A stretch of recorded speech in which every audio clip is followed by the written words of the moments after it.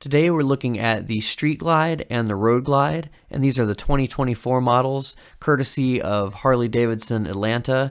They had a cool event where I got to stop by and get a challenge coin for trying out these two bikes. If you get a chance to do this, definitely take them up on it. So first up was the Street Glide, and it differs from the Road Glide mainly in that it has a fairing attached to the handlebars.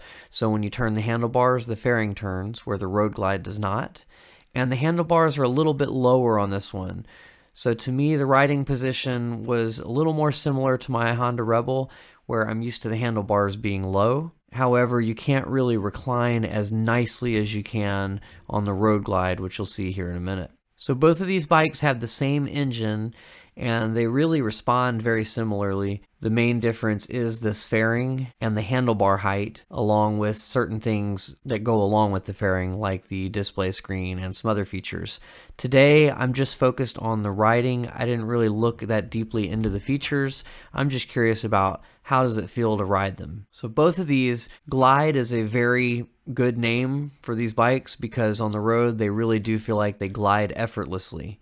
The hardest part is just getting them off the kickstand and getting going, and then making sure that when you're at stops that your bars are squared, because if the bike starts to tip, it's a heavier bike and it might continue unless you have the strength to turn it back. So it's better to just avoid that situation altogether by squaring up the bars. But with both bikes, once you get them going, you'll forget how heavy the bike is and it'll just feel effortless and very comfortable as you ride along. One of the things that makes it really comfortable is the footrests as opposed to foot pegs.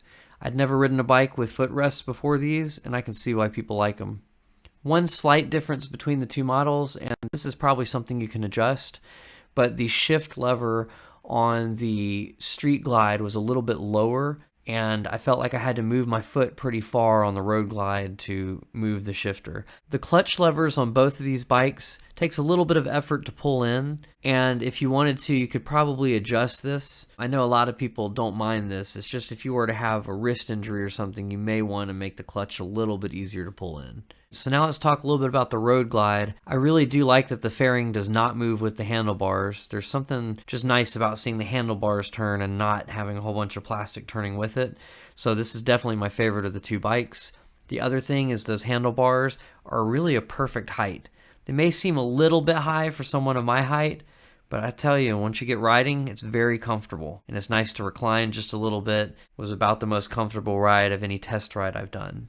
I had a little bit more time on the Road Glide, not from this test ride, but because when I went to Daytona, I also tested one of those out. So this was really just for me to compare the Street Glide to what I had already found on the Road Glide. The one that I tested in Daytona was this really cool color that they call Whiskey Fire, and I think that's the coolest color out of the lineup. Look into that if you want to. I personally like it with chrome, although I know that some other creators on here like it blacked out, and I think it looks good both ways.